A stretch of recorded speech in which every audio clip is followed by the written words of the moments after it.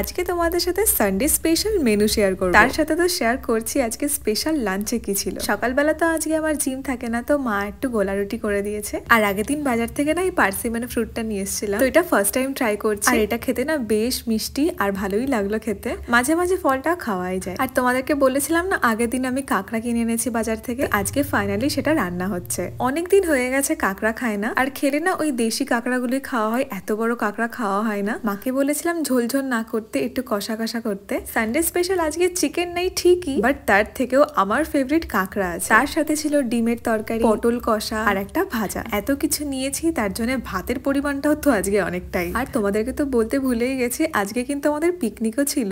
পিকনিকের মেনুতে ফার্স্টেই আছে ভেটকি ব্যাটার ফ্রাই। এটা কিন্তু আমরা সবাই ভয়ে ভয়ে করছিলাম, কিন্তু আলটিমেটলি টেস্টটা কিন্তু দারুণই হয়েছে। না আমি আর রান্না বান্না একদমই করতে পারি না, সবকিছু কেটে বেছে দিয়েছি। আমি জাস্ট একটু সাইড থেকে হেল্প করছিলাম, দিয়ে ওইটুকু হেল্প করে তেমন কোনো যায় আসেনি। তারপর আমাদের মেনুতে ছিল ভাত আর মটন কষা, যেটা খেতে তো দারুণ ছিল।